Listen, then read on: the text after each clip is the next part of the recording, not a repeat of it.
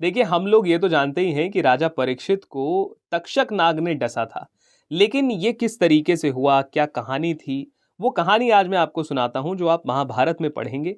और इस कहानी को बहुत ही अच्छे तरीके से बताया गया है।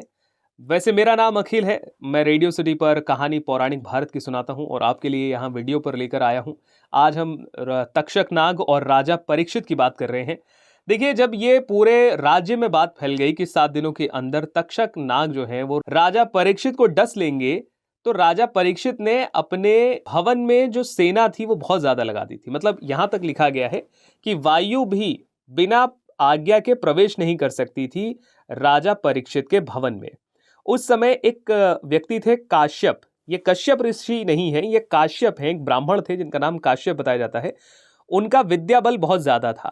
7वें दिन उनके मन में ये विचार आया, आज आखिरी दिन है, आज तक्षक जो है वो राजा परीक्षित को डस लेगा। मैं जाऊंगा, मेरी विद्या बल से राजा परीक्षित को पुनः जीवित कर लूंगा और उसके बाद राजा से धन सम्मान मान लेकर वापस आ जाऊंगा। ये सोचकर जो काश्यप ब्राह्मण थे वो चल दिए। रास्ते में उन्हें तक्षक नाग मिले। तक्षक नाग उन्हें देखकर जाते हुए समझ गए कि ये जा रहे हैं। फिर भी उन्होंने उस ब्राह्मण को रोककर पूछा कि ब्राह्मण, आप इतने जल्दबाजी में कहाँ जा रहे हैं, क्या कारण है?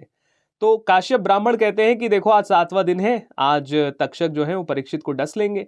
तो मैं क्या करूंगा कि मैं अपनी विद्या के बल से राजा परीक्षित को जिंदा कर दूंगा, वापस जीवित कर दूंगा और उसके बाद राजा से धन सम्मान और मान इत्यादि लेकर वापस आ जाऊंगा। मेरा खूब मान सम्मान होगा हर जगह पर। अब यहाँ पर तक्षक नाग ब्राह्मण से कहते हैं कि देखिए, मैं ही तक्षक नाग हूं और मैं आपसे कहना चाहूंगा कि मैं एक बार जिसको डस लेता हूं वो फिर कभी जीवित नहीं हो सकता है। आप व्यर्थ में इतना परिश्रम कर रहे हैं। इस पर काश्यप कहते हैं कि अगर आप तक्षक हैं तो आप एक बार कोशिश करके देख लीजिए, एक परीक्षा ले लेते हैं। ये सामने पेड़ है, आप इस पेड़ को डस लीजिए और मैं इस पेड़ को पुनर्जीवित कर दूंगा। शुरुआत में तक्षक नाग को बहुत ज्यादा यकीन नहीं हुआ, भरोसा नहीं हुआ। उन्होंने कहा ठीक है, अब ब्राह्मण कह रहे हैं तो इनकी बात मान लेते हैं। तक्षक नाग उस पेड़ को डसते हैं और देखते ही देखते वो पेड़ जलकर भस्म हो जाता है। यहां पर काश्यप ऋषि अपनी विद्या शक्ति का इस्तेमाल करते हैं और उसके बाद उसी राख से अंकुर निकलता है, एक छोटा सा पौधा निकलता है जो देखते ही देखते उसी समय पुनः वैसा ही पेड़ बन जाता है जैसा पेड़ तक्षक नाग ने डसा था।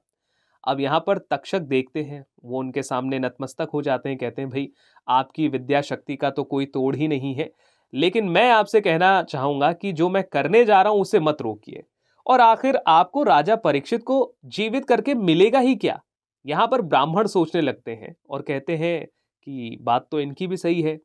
तक्षक नाग उनके सोचते समय ही कहते हैं कि देखिए, जितना धन आपको राजा परीक्षित देंगे उससे ज्यादा धन मैं आपको देता हूं, आप यहीं से वापस लौट जाइए। काश्यप ब्राह्मण ने अपनी दिव्य दृष्टि से समझा कि राजा परीक्षित की आयु इतनी ही है, अगर वो चाहेंगे तो भी राजा परीक्षित जीवित होकर किसी और कारण से फिर से मृत्यु को प्राप्त हो जाएंगे। तो काश्यप ब्राह्मण ने इस समझौते को स्वीकार करना ठीक समझा कि ठीक है, आप मुझे धन दे दीजिए, मैं यहीं से वापस चला जाता हूं। तक्षक ने उन्हें धन दिया, काश्यप ब्राह्मण वहीं से चले गए। अब यहां पर तक्षक नाग के जो साथी नाग थे वो लोग आए और उन्होंने अलग अलग ब्राह्मणों का वेश धारण कर लिया। आप मान के चले 4-5 ब्राह्मण हो गए। उन्होंने क्या किया, एक टोकरी में खूब सारे फल, मायावी फल रखे और जो तक्षक नाग था वो एक कीड़ा बनकर उन फलों में छिप गए। 7वां दिन लगभग समाप्त होने वाला था और यहाँ पर ये ब्राह्मणों का जो समूह था वो मिलने गया राजा परीक्षित से। उन्होंने कहा कि हम आपको मिलना चाहते हैं, आपको दीर्घायु का आशीर्वाद देना चाहते हैं। उस समय वैसे भी ब्राह्मणों को कोई कभी मना ही नहीं करता था, अगर वो आए हैं तो राजा को मिलना ही रहता था। तो ब्राह्मणों का समूह अंदर गया, बातचीत हुई, सारे शिष्टाचार हुए, आशीर्वाद दिया गया और उन्होंने वो फलों की जो टोकरी थी वहीं राजसभा में छोड़ दी और चले गए। इस टोकरी में फल है और फलों में एक कीड़े के रूप में तक्षक नाग है। अब यहां कहानी और ज्यादा दिलचस्प होती है। यहां पर राजा परीक्षित, दिन ढलने लगता है, राजा परीक्षित को थोड़ा सा कहते हैं ना घमंड आने लगता है या वो खुश होने लग जाते हैं कि भाई 7वां दिन भी समाप्त होने वाला है, अभी तक तो मुझे कहीं कोई नाग दिखा नहीं है, मेरे महल में इतनी सुरक्षा है कि कोई आ भी नहीं सकता। तो वो बड़े रिलैक्स हो गए, खुश होने लगे, सभा में हंसना बोलना चालना शुरू हो गया।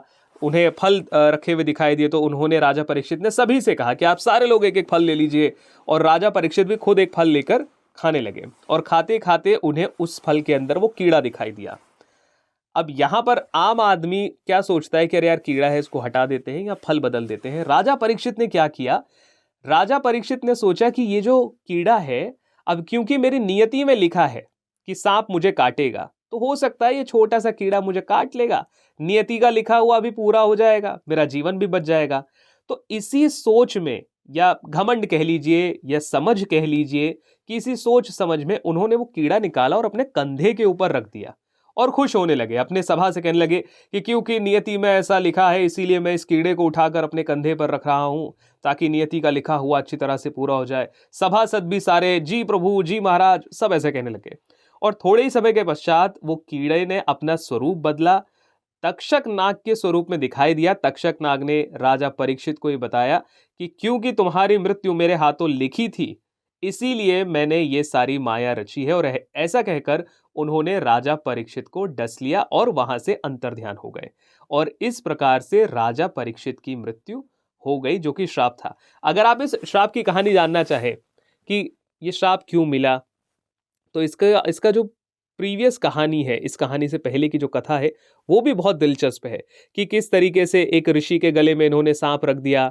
ऋषि का बेटा आया, उसे बड़ा गुस्सा आया, उन्होंने कहा कि जिसने भी मेरे पिता के साथ ऐसा दुर्व्यवहार किया है, वो 7 दिनों के अंदर उसे सर्पदंश से उसे मृत्यु प्राप्त होगी। फिर ऋषि जगते हैं, ऋषि को बताया जाता है कि महाराज ने भूलवश या अज्ञानता के वश ये सारा कार्य किया। तो फिर ऋषि अपने बेटे को समझाते हैं कि बेटा, एक राजा के ऊपर कभी भी गुस्सा नहीं करना चाहिए, और ब्राह्मणों का तो स्वभाव है दया का, तुम्हें क्षमा मांगनी चाहिए। इस कहानी से पिछली कहानी भी अच्छी है कि राजा परीक्षित, जो अर्जुन के पौत्र कहे जाते हैं, जो पांडवों में आखिरी शासक थे, उनकी बुद्धि ऐसी क्यों फिर गई कि उन्होंने ऋषि के गले में सर्प डाल दिया। तो वो कहानी जुड़ती है कलयुग के आने से। तो ये बहुत सारी कहानियां हैं जो एक के बाद एक के बाद एक जुड़ती चली जाती है। आगे की कहानी जो जन्मजय के सर्पसत्र यज्ञ की ही है, वो तो मैं आगे कभी आपको सुनाऊंगा। लेकिन जो प्रीवियस कहानी है ऋषि शमीक की, जिनके गले में इन्होंने सर्प रखा था राजा परीक्षित ने, वो कहानी मैं आपको थोड़ा सा सुना देता हूं। देखिए, होता क्या है कि कलयुग का समय शुरू हो चुका होता है, कलयुग धरती पर आ चुका होता है। राजा परीक्षित और कलयुग का वार्तालाप भी हो चुका होता है, जिसमें राजा परीक्षित कलयुग को मेरे हिसाब से 4 या 5 जगह देते हैं जहां कलयुग रह सकता है। जैसे जहां जुआ हो रहा हो, जहां पर स्त्री गमन हो रहा हो, जहां हिंसा हो रही हो, इन जगहों पर कलयुग रह सकता है। यहां पर कलयुग कहता है कि राजन, आपने मुझे वो जगह दी है जो बिल्कुल ही खराब है, बिल्कुल ही गलत है, कोई एक अच्छी जगह दीजिए। तो राजा कहते हैं कि ठीक है, तुम स्वर्ण यानी कि सोने में रह सकते हो। इतना सुनते ही जो कलयुग होता है वो राजा के मुकुट में आ जाता है, क्योंकि मुकुट होता है सोने का। और यहां से राजा परीक्षित की बुद्धि भ्रष्ट हो जाती है। राजा वन में आखेट करने के लिए जाते हैं, ठीक है। एक ऋषि के आश्रम में पहुंचते हैं, उन्हें बड़ी प्यास लगती है, तो पहुंचते हैं, वो ढूंढते हैं, उन्हें पानी नहीं मिलता है। और घूमते घूमते उन्हें एक ऋषि मुनि साधना में लगे हुए देखते हैं।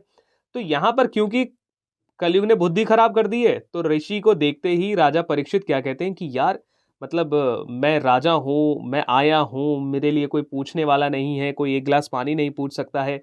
ये ऋषि को देख लो, ये यहाँ पर ऐसे बैठे हुए हैं, पूछना चाहिए, बात करनी चाहिए, आदर सत्कार होना चाहिए। अब राजा परीक्षित के मन में ये सारी बात आती है और वो इतना गुस्सा हो जाते हैं इन सारी चीजों से कि वो अपने तीर की नोक से एक सर्प को उठाते हैं और ऋषि के अपमान के लिए उनके गले में डाल देते हैं। यहां पर शमीक ऋषि जो होते हैं वो बड़े ही ध्यान अवस्था में रहते हैं, उनको बिल्कुल भी आइडिया नहीं होता कि किसी ने गले में कुछ डाल दिया है। राजा परीक्षित ये सब करते हैं और निकल जाते हैं। थोड़े समय के बाद ऋषि शमीक के पुत्र आते हैं, जो बाकी बच्चों के साथ खेल रहे होते हैं। बट जब वो वापस आते हैं, अपने पिता के गले में एक मरा हुआ सर्प देखते हैं, उन्हें बड़ा गुस्सा आता है। वो पूछते हैं क्या हुआ। आसपास के लोग उन्हें बताते हैं कि एक राजा आए थे और राजा ने ना ये किया होगा, क्योंकि राजा के अलावा कोई था नहीं। यहां पर ऋषि शमीक के जो पुत्र होते हैं वो श्राप दे देते हैं। छोटे से बालक हैं, लेकिन उनका तपोबल इतना है कि वो श्राप दे देते हैं राजा को और कहते हैं कि 7 दिनों के भीतर उनकी मृत्यु सर्प दंश से हो जाएगी।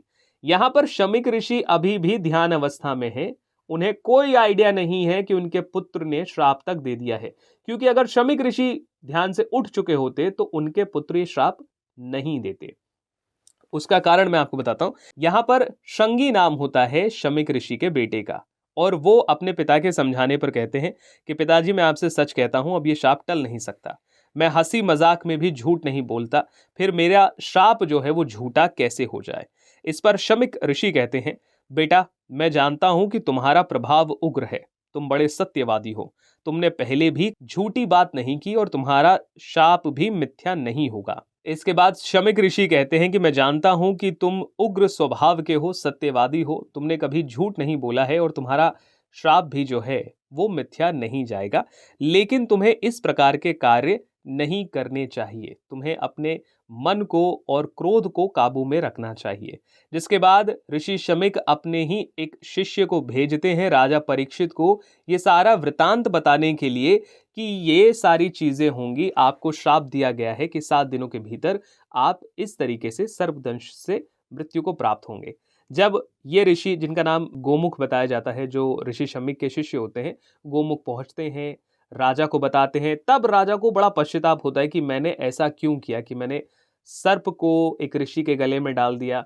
और इसे आप नियति कह लीजिए, कर्मों का प्रभाव कह लीजिए, कि जो होना है वो तो किसी न किसी कारण से हो ही जाता है। और इसी कहानी के बाद से कहानी जुड़ती है तक्षक नाग की, कि किस तरीके से तक्षक नाग ने राजा परीक्षित को डसा। इसकी एक कहानी और पहले से भी जुड़ती है, जब अर्जुन ने खांडव वन जलाया था, लेकिन उसको मैं कभी और इत्मीनान से आपको बताऊंगा, क्योंकि वो एक अपने आप में बड़ी कहानी है कि अर्जुन ने खांडव वन जला दिया था अग्निदेव की भूख को शांत करने के लिए, और उसमें सर्प और उनकी माँ हवा में उड़ जाते हैं, वो बच जाते हैं। वो कहानी भी सर्पों से जुड़ी है और ये कहानी भी सर्पों से जुड़ी है, तो वो मैं कभी आगे आपको बताऊंगा। फिलहाल अगर आप और कोई कहानी जानना चाहें महाभारत से, तो मुझे ज़रूर बताइएगा। इवन रामायण से या और कोई आपके मन में हो, कमेंट करके बताइए, और इस वीडियो को जितना हो सके उतना शेयर कीजिए।